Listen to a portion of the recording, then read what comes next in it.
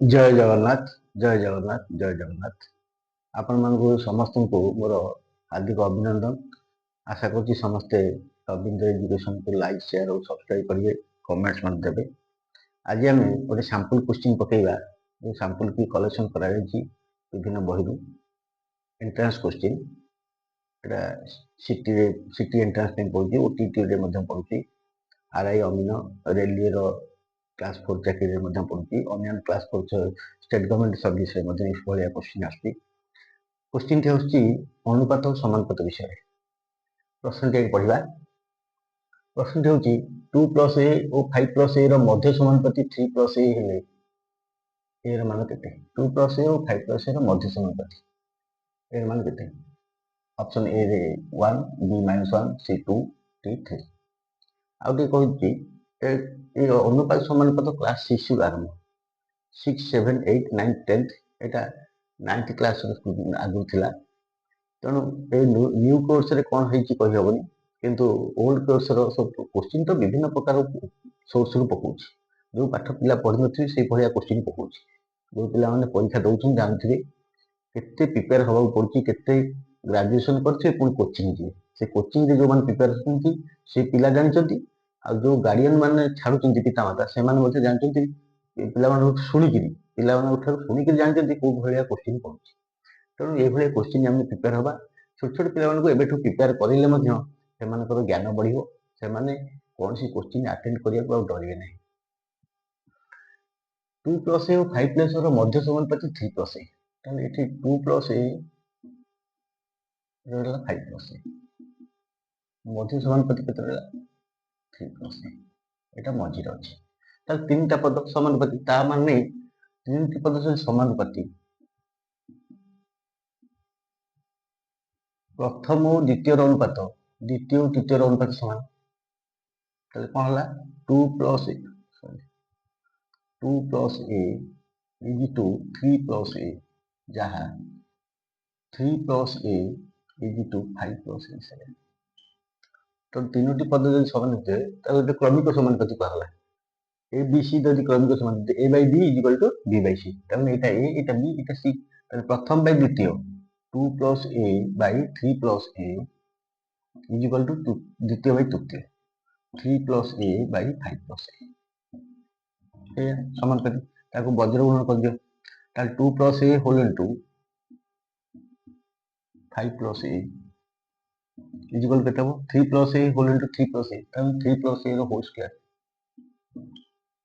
गोटे स्टेप छाड़ी गली याको गुणी दबा 2 × 5 = 10 डाट पके दबा +2a + 5a + a square equal यार होल स्क्वायर कोन a + b whole square 3 square 9 + b square a square +2 2 3 की 6 a 6 a square both side रो कटि गला। आ कोन रहला 10a + 7a = 6a + 9। ताले एथे अछि 7a 6a ता लेफ्ट साइड के आसला -6a = केते रहला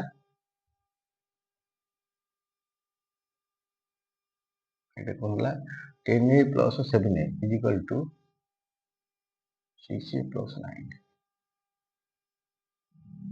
ताले 10a - 6a = गोटे भूली गला कोन भूली गला देखा 2 × 5 = 10 2a + 5a + a स्क्वायर ठीक अछि। ताले 7a - 6a = 9 a + 10 टा + 10a नुहे 10 खाली +10 टा सब -10 तो बुझियो 10 + 2a + 5a 10 + 7a = 6 + 9 6a + 9 ताले 7a - 6a = 9 - 10 आको ताले 7a ରୁ 6a गले केते हो a = केते 9 ରୁ 10 गले -1 एटा मिलला -1 ताले b इज करेक्ट।